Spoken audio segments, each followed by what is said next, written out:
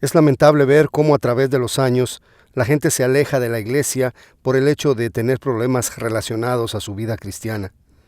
Ellos han decidido dejar de asistir porque las cosas se han vuelto difíciles de llevar. La fe les ha escaseado, los ánimos han dejado de existir y los deseos de continuar en el Evangelio han desaparecido.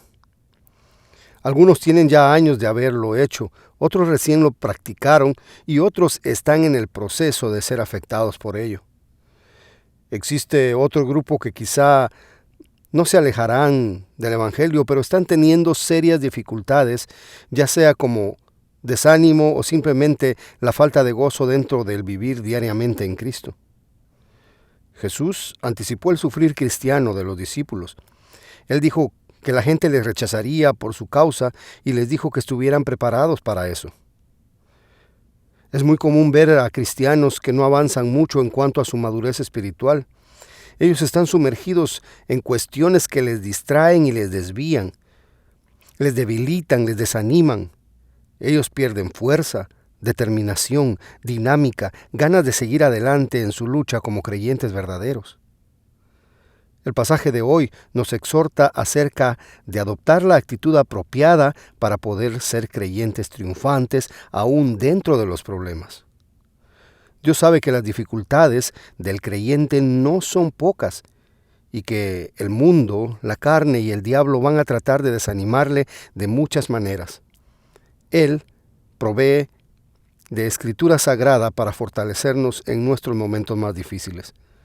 Hoy, el escritor del libro de Hebreos nos dice así en su capítulo 12, versículo 2.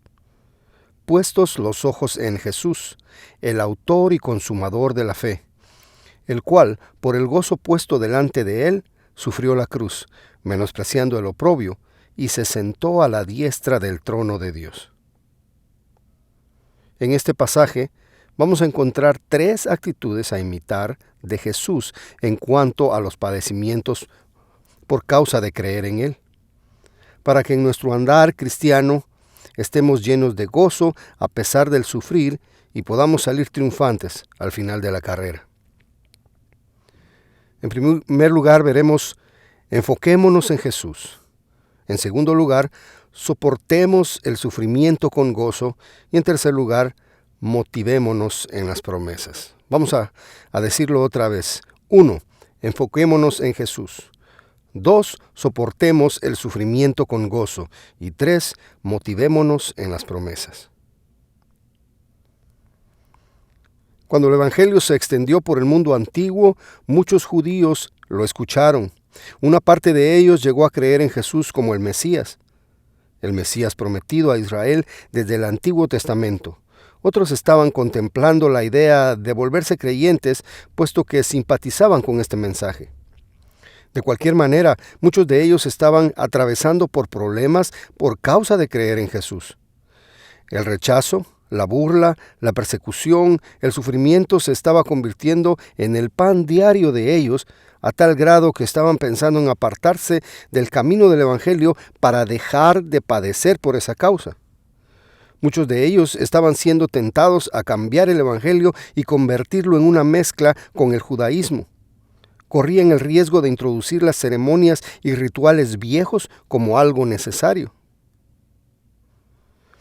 Alguien tenía que sacarlos de esa confusión y asegurar en sus corazones el verdadero significado de estar en el nuevo pacto en Cristo, y por supuesto el Espíritu Santo les envía esta carta para ese efecto.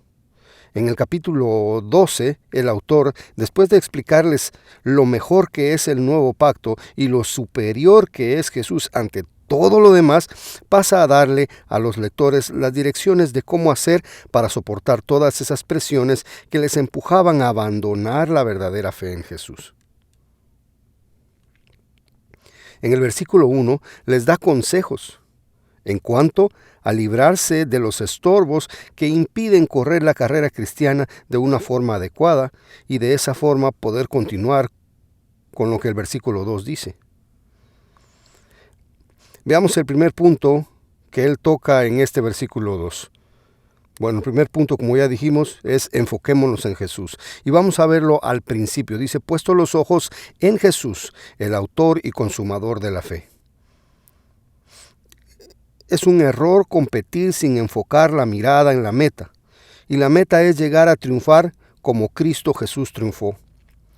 Los primeros cristianos estaban siendo presionados en diversas formas, pero ellos debían ver a Cristo Jesús, que era al fin y al cabo la razón inicial y el final de la fe. Él era el Mesías. No hay nada más fuerte que eso. Es el primer punto en el horizonte para ver, tanto en el pasado como judíos creyentes en el Antiguo Testamento, como en el futuro como creyentes en Jesús de Nazaret, en el nuevo pacto prometido por Dios a los antiguos profetas y padres de la fe. Recuerdo cuando estaba estudiando, teníamos una asignatura que era artes industriales y ahí nos enseñaron a hacer algunos dibujos. Y nos enseñaron a hacer dibujos en perspectiva. La perspectiva es aquel efecto que se crea cuando vemos los objetos desde cierto ángulo. Y para poder dibujar objetos desde cierto ángulo, desde una esquina, digamos, había que poner un punto desde el cual iban a salir todas las líneas que ese objeto necesitaba. A ese punto se le llamaba punto de fuga. Hay dibujos o esquemas con 2 puntos de fuga, 3 puntos de fuga. Pero podemos ver que todas las líneas que salen y entran al punto de fuga están allí. No hay ninguna que se tenga que ir para otro lado. ¿Por qué? Porque ese punto es la referencia que nos va a dar el efecto que crea ver un objeto en perspectiva. Ahora, cualquier razón para abandonar la fe en Cristo es muy débil, muy fútil, muy ridícula, muy obsoleta, muy vana, muy inútil, porque Jesús es ese punto de fuga en nuestra fe. Jesús es el origen. La palabra de Dios dice que Él es el alfa y omega, el principio y el fin. Él es la base de todo lo que sustenta la fe judía y cristiana. Es el hijo de David, es el ungido de Dios, es el rey prometido, es el hijo de Dios. Si en nuestro corazón el primer lugar lo ocupa Cristo, si le amamos, si le admiramos, le obedecemos, le conocemos y le estamos buscando constantemente, vamos a desarrollar una determinación tan firme que nada ni nadie podrá hacernos tambalear en cuanto a lo que creemos y a nuestra posición como discípulos. El más alto honor y honra debe ser dado a Jesús, porque debemos ser personas estables en todo lo que quiera oponerse a nuestra fe. De esa manera vamos a ser estables. Nuestra meta es atravesar por esta vida sin abandonar nuestra fe y confianza en Cristo y sus promesas. Y debe haber un punto de apoyo para mantenernos en esa posición. Ese punto es Jesús mismo. Sin Él nada tiene sentido. Hebreos 2:10 ya nos lo dijo. Porque convenía a aquel por cuya causa son todas las cosas, y por quien todas las cosas subsisten, que habiendo de llevar muchos hijos a la gloria, perfeccionase por aflicciones al autor de la salvación de ellos. Sí, vemos allá el versículo 2 del capítulo 12, que nos dice que Jesús es el autor de la fe. Y aquí en el capítulo 2 y 10 dice que es el autor de la salvación de ellos. Está prácticamente hablando de lo mismo. Filipenses 1:6 dice, estando persuadido de esto, que el que comenzó en vosotros la buena obra, la perfeccionará hasta el día de Jesucristo. O sea, aquí está hablando de un inicio y de un final en cuanto a la obra de salvación. Dios empieza una obra en nosotros. Así como la diseñó, así la puso en práctica en nosotros un día y así la va a perfeccionar hasta el final. Y el autor aquí lo que está diciendo en el versículo 2 del capítulo 12, en cuanto a que Jesús es el autor y consumador, es que Jesús la empieza, Él continúa y Él la termina. Él es el que lo hace todo. Es el que lo hace todo. Como ya les mencioné antes, Apocalipsis nos dice que Él es el alfa y el omega, el principio y el fin. En la fe, en la salvación, es Él quien lo hace todo. Ahora, tú tienes que poner tus ojos en Jesús, porque Él es el autor y consumador de la fe. Él lo empieza, Él lo termina. No hay otro en quien creer. Tienes al mejor, al más grande, al más sabio, al único, al que te rescató, al que te sostiene, al que te anima. Pon tus ojos en Jesús. Velo a Él, concéntrate en Él, enfócate en Él, porque Él es el que te salvó, Él es el que te preserva y es el que al final te va a glorificar. Jesús le preguntó a sus discípulos un día si ellos también querían abandonarle así como otros discípulos lo habían hecho. Y Pedro le responde: Señor, ¿a quién iremos? Solo tú tienes palabras de vida eterna. Sí, en cuanto a la salvación, en cuanto a la fe, solo podemos encontrar en Jesús las respuestas. Él mismo dijo: nadie viene al Padre si no es por mí. ¿Por qué? Porque Él es el camino, la verdad y la vida. Recordemos también la experiencia que Pedro tuvo cuando Jesús anduvo sobre el mar. Jesús le dice: ven, y Pedro comienza a caminar sobre las aguas así como el maestro lo estaba haciendo. Por un momento Pedro pudo caminar bien. Es la única persona que ha podido avanzar sobre el agua, caminar sobre el agua, si usted así lo quiere. Pedro fue el único, pero por su misma naturaleza, él comenzó a ver a su alrededor aquel caos, aquellas olas, aquel viento, aquella tempestad, y comenzó a atemorizarse. ¿Qué es lo que sucedió? Pedro quitó su mirada del maestro. Pedro dejó de creer en el maestro cuando se vio amedrentado por todo aquel peligro dentro de lo que él estaba. ¿Y qué aprendemos ahí nosotros? De que debemos poner nuestra mirada en Jesús. No solamente porque le queramos ver físicamente, sino porque nosotros estamos confiando en Él. A eso se refiere. Confiar en Jesús, creer siempre en Él. Los judíos de aquel tiempo tenían esa desconfianza. ¿Será que realmente estamos confiando en el verdadero Mesías? ¿Será que realmente tenemos nuestra fe en alguien que no nos va a defraudar?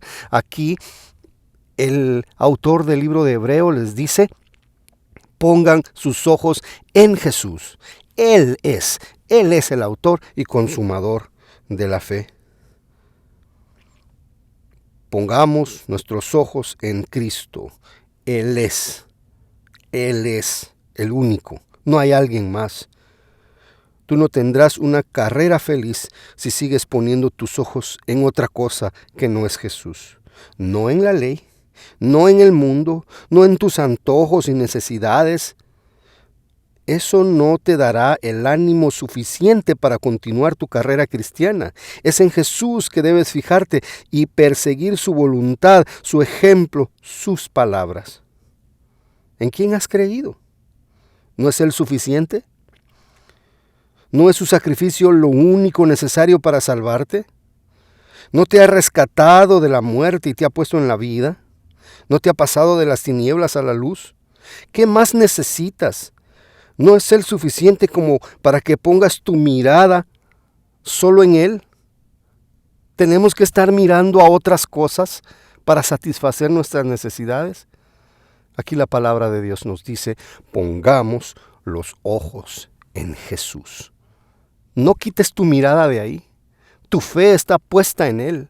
Si quieres llegar un día al cielo, si quieres atravesar la carrera y un día llegar y que Dios te diga: ven, siervo fiel, no quites tus ojos de Jesús. Él es el único camino, es la única verdad y Él es la vida eterna. También este pasaje nos está animando a tomar la actitud de soportar el sufrimiento, imitando a Jesús en la forma que Él soportó el sufrimiento. Él sufrió, a Él le dolió, Él sangró, Él sudó, Él sintió sed, Él sintió desesperación. Y el Señor Jesús le dijo a sus discípulos: así como me lo hagan a mí, así los van a odiar a ustedes, así los van a rechazar a ustedes. Y muchos de ustedes van a ser echados en la cárcel, van a ser rechazados, van a ser injuriados y hasta muertos. La vida cristiana no es ni será fácil. Jesús mismo le advirtió a sus discípulos. Empezar la vida cristiana sin estar preparados para el sufrimiento es peligroso, puesto que eso puede desanimar a cualquier persona. Y es que precisamente ese es el mensaje del Evangelio. Si alguno quiere venir en pos de mí, tome su cruz, niéguese a sí mismo y sígame. Sígame. Jesucristo dijo, en el mundo tendréis aflicción. Si a ustedes les están predicando otro evangelio, si a ustedes les están diciendo que venir a Cristo va a ser para más prosperidad económica, material, usted va a tener paz física, le están predicando otro evangelio. Le están predicando algo que no sirve para la salvación. Le están dando un evangelio falso. El evangelio verdadero es aquel mensaje que la mayoría de gente rechaza. ¿Por qué? Porque el evangelio ataca el egoísmo, el orgullo, la vanidad personal y llama a la persona a humillarse y al arrepentimiento. Las personas por eso rechazan el evangelio. Por esa razón rechazan a los predicadores que predican el verdadero evangelio. Y eso trae sufrimiento a los cristianos de verdad. Pero soportar el sufrimiento por causa de Jesús es necesario si se quiere terminar la carrera cristiana con éxito. Y el mejor ejemplo que tenemos es Jesús mismo al afrontar sus padecimientos para cumplir con la voluntad de Dios Padre. Leamos lo que dice la siguiente frase, dice, el cual, por el gozo puesto delante de él, sufrió la cruz, menospreciando el oprobio. ¿Qué sufrió Jesús? Es muy conocido el sufrimiento que Jesús afrontó antes de morir. Una agonía espantosa del castigo que los criminales recibían en aquellos tiempos. Y lo peor de todo fue que Jesús era inocente. Jesús era una persona que no había cometido ni un solo pecado como para que lo castigaran, como para que lo juzgaran. Su juicio fue ilegal, fue injusto. Además de eso, él soportó pobreza, humillación, indiferencia, rechazo, burla, ataque, injusticia, abusos, soledad, abandono, dolor, vergüenza, azotes, suciedad de pecado, muerte, infierno. Jesús estuvo bajo maldición cuando estuvo colgado de ese madero, cuando estuvo pendiente de esa cruz. Deuteronomio 21, 22 y 23 nos dice, si alguno hubiere cometido algún crimen digno de muerte, y lo hiciereis morir y lo colgareis en un madero, no lo dejaréis que su cuerpo pase la noche sobre el madero. Sin falta lo enterraréis el mismo día, porque maldito por Dios es el colgado, y no contaminarás tu tierra que Jehová tu Dios te da por heredad. O sea, había una maldición sobre aquella persona que muriera en un árbol o en un madero. Esa era una maldición dada por Dios, o sea que Dios maldijo a su propio Hijo para que la maldición fuera quitada de nosotros. Eso es parte del Evangelio. Pero, ¿cuál fue la razón que animó a Jesús a ir a aquella cruz, sabiendo que iba a recibir maldición, sabiendo que cuando llegara a esa cruz iba a ser un hombre irreconocible físicamente, iba a ser un hombre sangrado, iba a ser un hombre latigueado, un hombre escupido, un hombre escarnecido? ¿Qué fue lo que a Jesús le animó a ir a ese lugar, ir a esa situación tan deplorable sin dar marcha atrás?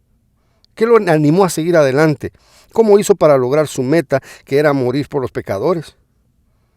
Dice que por el gozo puesto delante de él, sufrió la cruz, menospreciando el oprobio. Si él soportó el sufrimiento porque había una razón que le producía gozo, pero dice que él menospreció el oprobio. ¿Sí? Él hizo de menos, trató como cosa poca el hecho de sufrir, porque había algo que le producía gozo. ¿Qué era eso que le producía gozo? Pues era todo lo que resultaría de su triunfo sobre el sufrimiento y la muerte. Así como lo dice Isaías 53:4, ciertamente llevó él nuestras enfermedades y sufrió nuestros dolores. y nosotros le tuvimos por azotado, por herido de Dios y abatido.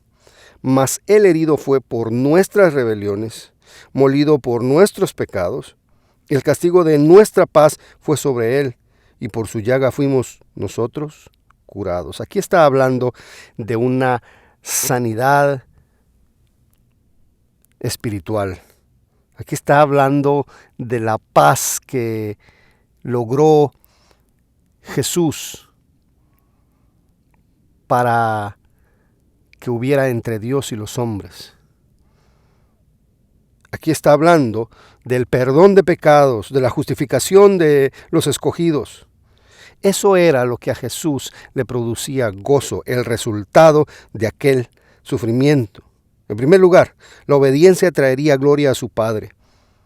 Y eso a Jesús le traería satisfacción. Eso era parte de gozo. En segundo lugar, traería salvación a los escogidos. Y en tercer lugar, traería su propia glorificación. Eso era motivo de gran gozo para él. El lograr el objetivo trazado desde antes de la creación era puro beneficio. Puro beneficio. Gálatas 3:13 nos dice, Cristo nos redimió de la maldición de la ley. Fíjese, aquí está hablando otra vez de maldición. Hecho por nosotros maldición, porque está escrito, maldito todo el que es colgado en un madero. Aquí es donde se resuelve el por qué Dios maldijo a su Hijo, es para que nosotros pudiéramos ser redimidos de esa maldición.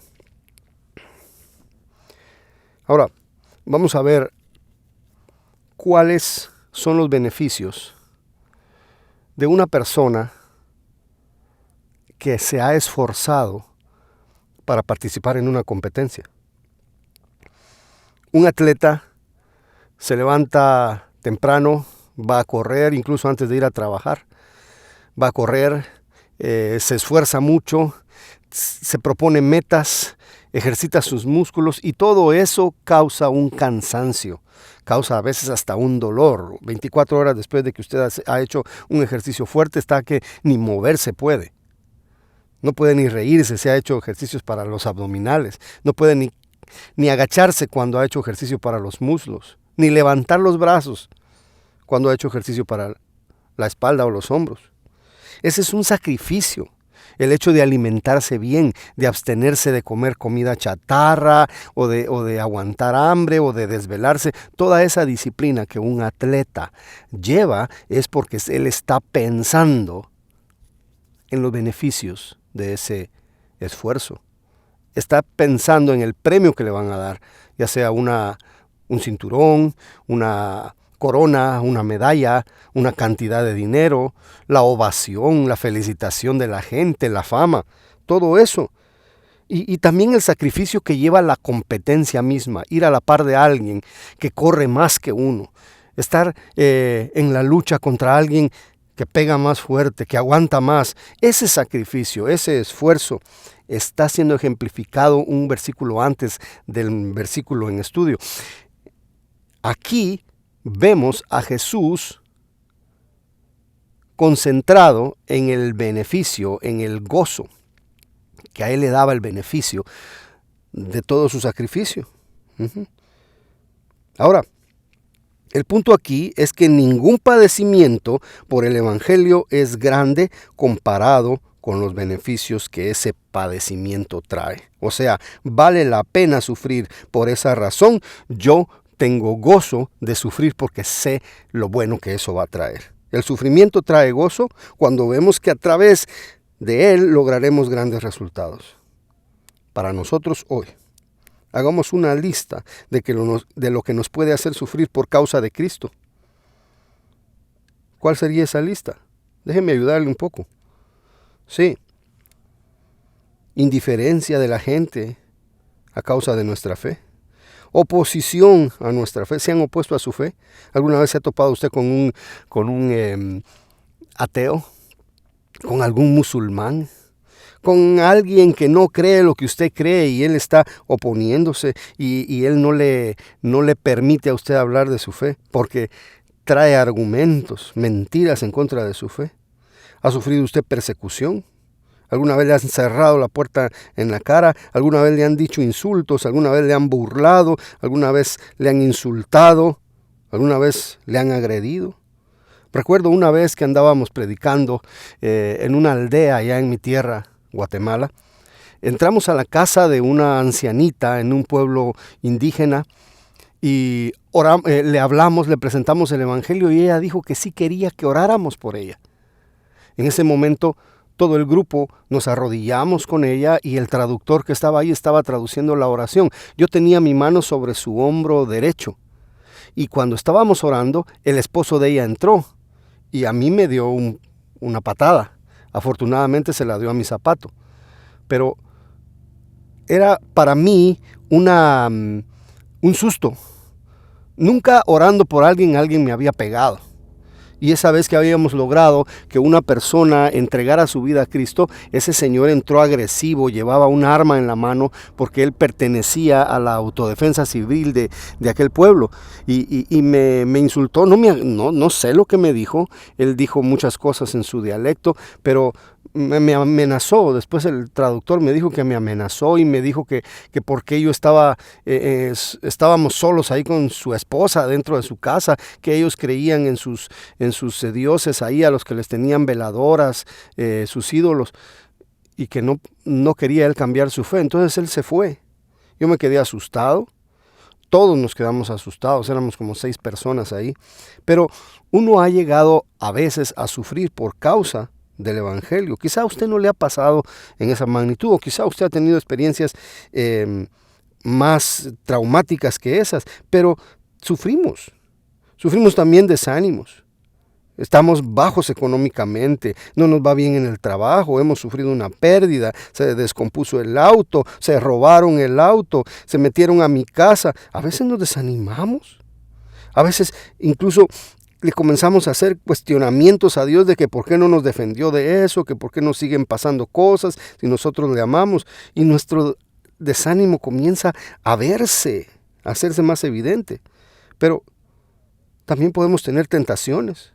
Tentación de volver al pasado, practicar las mismas cosas, volver al estado pecaminoso de antes. Esas son tentaciones. Tenemos la tentación de aceptar mucho trabajo y luego dejar de ir al culto, dejar de reunirnos, dejar de congregarnos como muchos tienen por costumbre. Tenemos la tentación de atender a la familia más de la cuenta cuando deberíamos dedicar un tiempo a las cosas de Dios. Sí, a veces los hijos, a veces el esposo o la esposa están pidiendo de más y nosotros no queremos darle prioridad a las cosas de Dios. Tengamos cuidado con eso. También podemos tener la tentación de la pereza. Hoy no me levanto temprano, estoy un poco cansado, estoy un poco enfermo, pero en realidad son pretextos que ponemos por pereza. Dios sabe que usted necesita congregarse. Dios sabe que usted necesita aprender. Dios sabe que usted necesita estar como un leño dentro de los otros leños que arden para no apagarse. Bueno, escúcheme, usted que está sufriendo ahora mismo esa clase de cosas que le pueden alejar de las cosas de Dios. Si las penas te agobian, sufre por Cristo con gozo. Si los amigos se te burlan, sufre por Cristo con gozo. Si te sientes solo, sufre por Cristo con gozo. Si te falta el dinero, sufre por Cristo con gozo. Si te desprecian, si te atacan, si te ignoran, si te agreden, si te critican, sufre por Cristo con gozo, sabiendo que el sufrir es parte del creyente. Así como Jesús sufrió, así como Jesús por el gozo puesto delante de él, llevó la cruz, menospreciando el oprobio, haciendo como que esa vergüenza, ese escándalo, era poco. ¿Por qué? Porque sabía los beneficios que venían después. Por último, vamos a ver que debemos motivarnos en las promesas de Dios. ¿Cómo así? ¿Dónde está la palabra promesa en ese texto? Bueno, está implícito. Veamos primeramente eso. En el versículo 1 de este capítulo, el autor comparó la vida cristiana a una carrera olímpica. El corredor debe, aparte de estar vestido de una forma liviana, aparte de soportar los obstáculos, debe pensar en el premio al llegar a la meta, como motivación principal. El verdadero creyente no debe preocuparse por llegar, sino que debe motivarse en esa llegada, ya que esa promesa se cumplirá porque tenemos un Dios que es fiel cuando promete cosas. El creyente sí debe motivarse por correr bien, por ganar un buen lugar al llegar, o sea, en el lograr un galardón adicional, honorable, esperándole en la meta final. La última parte de ese versículo 2 nos dice, y se sentó a la diestra del trono de Dios. Esto fue lo que le ocurrió a Jesús. Esto fue lo que Jesucristo hizo, sentarse a la par de Dios, igualdad en la divinidad. Él gobierna, Él reina, Él impera, Él decide. En cuanto a Jesús, lo que él esperaba después de lograr la misión que Dios Padre le había encomendado era el tomar un lugar supremo en el trono de Dios. Él logró su glorificación por perseverancia y obediencia. Es algo que el autor de Hebreos repite constantemente. Lo dice en Hebreos 1:13. Dice que Jesús se sentó a la diestra de la majestad en el cielo. En Hebreos 8:1 dice, se sentó a la diestra del trono de la majestad en el cielo. 10:12, se sentó a la diestra de Dios. Y 12:2, que es nuestro versículo hoy, se sentó a la diestra del trono de Dios. Es la confianza que Jesús tenía en su Padre lo que le alentaba a continuar con su labor salvadora. La fe en que había un final glorioso después de ese sufrimiento espantoso. Así como Jesús obtuvo un lugar de importancia después de todo, nosotros tenemos promesas dadas para que vivamos por ellas. Es a lo que Pablo le llama esperanza de gloria en Colosenses 1:27. Cuando los problemas llegan a un corazón lleno de confianza en las promesas de Dios, se topan con una barrera impenetrable, así como Jesús nunca se dio por vencido, Jesús nunca dudó, Jesús nunca se echó para atrás. ¿Por qué? Porque Él sabía que era necesario hacer lo que tenía que hacer, aunque tuviera que sufrir. Es imposible desanimar a alguien que sabe que tiene vida eterna al lado de Jesús. No hay razón válida para destruir una fe basada en las promesas de un Dios que siempre cumple. Es cierto que existe el sufrimiento y no podemos ignorarlo, pero es posible atravesar por él cuando sabemos que no durará para siempre, como nuestra morada con Cristo. Los sufrimientos son pasajeros, pero nuestra morada con Cristo es eterna. ¿Quién nos va a bajar ya del cielo? ¿Quién nos va a sacar del reino de los cielos? Nuestra confianza en las promesas de Dios cuando dijo, yo seré su Dios y Él será mi pueblo. Cuando Él dice que Él enjugará nuestras lágrimas con sus manos. Cuando Él dice que no habrá llanto ni dolor. Cuando Él dice que no habrá enfermedad, cuando dice que nuestro cuerpo será glorificado, cuando dice que seremos tal como Él es porque le veremos. Esas promesas de vida eterna, esa promesa que Él vino a darnos, esa esperanza que nos vino a dejar en el corazón al haber muerto y resucitado, esa esperanza es la que a nosotros nos hace continuar, seguir, avanzar, no desmayar, no bajar la guardia. Dios sabe. Por eso es que nos lo ha prometido. Por eso es que Él nos dejó escritas sus promesas en la Biblia para que lo creamos y para que cuando estemos en sufrimiento podamos decir, esto no va a durar para siempre, esto va a durar unos cuantos años. ¿No vamos a estar enfermos para siempre? Un día la muerte va a venir y nos va a llevar al lado de Jesús. Dijo el apóstol Pablo, para mí el vivir es Cristo y el morir es ganancia. ¿Por qué? Porque nosotros no vivimos a la luz de lo que podamos disfrutar en esta vida. Nosotros no nos hacemos tesoros en la tierra, nosotros hacemos tesoros en el cielo, donde las cosas no perecen, donde las cosas no se desaparecen, no se las roba a nadie, donde no hay injusticia. Allá en el cielo es donde tenemos que tener nosotros nuestra mirada. Dice la palabra de Dios, poned vuestra mira en las cosas de arriba. Tanto en lo que tenemos que obedecer para vivir en esta vida, como en lo que vamos a recibir cuando pasemos de esta vida a la otra. somos peregrinos, somos extranjeros. Para usted que se encuentra desanimado, para usted que se encuentra desalentado, para usted que tiene muchas preguntas acerca de los problemas que está viviendo hoy. Sí, para usted que piensa que la vida que le ha tocado es muy dura, piense en Jesús. Mírelo a Él. Hágalo como Él lo hizo. Porque usted un día va a estar a la par de Él. Y qué bueno que Él nos felicite cuando lleguemos. Qué bueno que Él nos dé una amplia entrada cuando lleguemos a esas puertas celestiales. ¿Por qué? Porque aunque vivimos una vida de sufrimiento, porque aunque hayamos pasado por mucha tribulación, nunca dejamos de confiar en Él.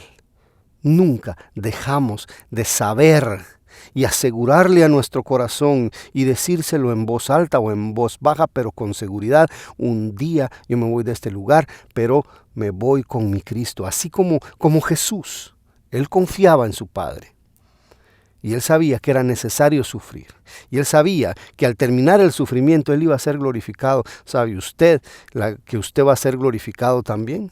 Y aunque el Padre ya lo tiene destinado y Él ya nos vio como glorificados, todavía nos falta la última cuesta del camino. Mire usted a Jesús. Copie de Él. Él es nuestro ejemplo de sufrimiento. No hay nadie en la existencia de este universo que haya sufrido más de lo que sufrió el Hijo de Dios. Mire, hermano Sergio, otros sufrieron, otros fueron crucificados. Claro, pero esos otros merecían. Y ellos sabían que estaban ahí porque lo merecían. Pero Jesús no lo merecía. Él era el Cordero sin mancha, perfecto. Él nunca conoció pecado. Él nunca conoció nada malo. Él vivía antes de encarnarse. Él vivía en una gloria eterna donde no existe nada corrupto. Y Él gozaba de esa perfección, de esa gloria, de esa exaltación permanente. Y Él se despojó de su gloria para venir aquí. Y ese fue el primer punto de su humillación y de su obediencia. Volverse hombre, entrar en esta creación que está bajo maldición, está bajo las consecuencias del pecado, hacerse hombre, hacerse como cualquier otro de los pecadores. Claro, Él no pecó, pero estaba ya sufriendo humillación solamente al convertirse en carne. Él estuvo sometido a pobreza. Él estuvo sometido a rechazo. Él nació como un esclavo, como una persona de una provincia que le rendía tributo a un imperio. Sí, y si vemos todas las desventajas dentro de las cuales Jesús se encontraba, y todavía su mismo pueblo lo rechazó. Todavía su misma gente lo rechazó. Le contradecían, lo trataban de blasfemo. Lo intentaron apedrear, lo persiguieron hasta que lo aprendieron, lo azotaron, lo escupieron, lo hicieron con Él lo que quisieron. Sin embargo, Él continuó adelante en sumisión, en obediencia, en humildad. Y esa misma humildad es la que Dios quiere que nosotros tengamos. Cuando nosotros no queremos sufrir, cuando nosotros protestamos por cada cosa que nos pasa, no estamos más que manifestando nuestro orgullo, nuestra vanidad, porque creemos que merecemos cosas mejores y que no merecemos sufrir. Pero, óigame algo, el que no merecía sufrir, ya sufrió por usted, para que usted no sufriera como Él sufrió, para que usted no sufriera la muerte eterna. ¿Ve la diferencia? Si Él no merecía sufrir, es el único que no ha merecido sufrir. Y se cayó la boca. Y se aguantó los vituperios. Y menospreció el oprobio. ¿Cómo no lo vamos a hacer nosotros? Exalte a Cristo. Bendígalo por esa obra maravillosa que Él hizo y ese ejemplo grande que nos dio a nosotros. Nuestro mejor recurso en esta vida como cristianos está en el ejemplo perfecto de Cristo Jesús, nuestro Salvador. Un ejemplo digno de copiar, un ejemplo necesario de copiar. ¿Quiere usted correr la carrera como Cristo la corrió? ¿Terminarla como Él la corrió? Cópiele. Cópiele, Él es nuestro ejemplo. Él fue el que siempre estuvo dispuesto a obedecer. Siempre estuvo dispuesto a sufrir y a padecer por causa de los escogidos de su Padre, usted y yo, y todos aquellos que han de venir. Él aceptó el sufrimiento, valorando más el objetivo de su sacrificio. Él se dejó humillar, se dejó blasfemar, menospreciar, abusar y todo lo que le hicieron para poder traer la gloria a Dios, para poderle traer a usted y a mí a su presencia y que nosotros le demos la gloria también por todo lo que hizo por nosotros. Esa misma actitud de sujeción, humildad, obediencia, sacrificio, abnegación debe haber en sus discípulos cuando se trata de soportar los problemas que ser cristiano trae. No debemos desanimarnos, sino que copiar su actitud, seguir los pasos del Maestro, quien es nuestro mejor ejemplo a seguir en las dificultades. Esperamos que Dios haya hablado a su corazón. Esperamos que este mensaje le traiga a usted ánimo y conformidad y pueda haber en usted esa humildad para poder soportar y para poder sacrificarse en la obra de Dios y no tener reservas y no estar evitando el hecho de trabajar para Dios porque trae sufrimiento. Al contrario, tenemos que buscarlo. Buscar a nuestros pastores, a nuestros líderes, ponernos a su disposición y decir, yo quiero servir. No me importa si voy a tener que dar de mi tiempo. No me importa si voy a tener dificultades. No me importa si esto me va a poner en problemas. Eventualmente yo quiero seguir adelante. Y quiero ayudar a que otros vengan y reciban estas promesas y reciban este nuevo nacimiento como lo que Dios me dio a mí. La misma actitud que hubo en Cristo, que se despojó a sí mismo y no tuvo como excusa el hecho de que Él era en forma de Dios, igual a Dios, y aferrarse a ello. Y decir, no tengo necesidad de ir ahí con estos pecadores que me van a despreciar, yo no me meto a eso, no lo merezco, que sufran. Él no dijo eso, Él dijo, lo voy a hacer.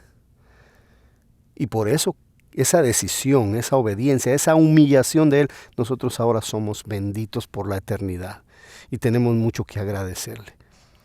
Cierre sus ojos y dígale al Señor, Señor, ayúdame a comprender que no soy nada como para reclamar bienestar para mí. Yo merecía la muerte y gracias porque tu Hijo Jesús la sufrió por mí.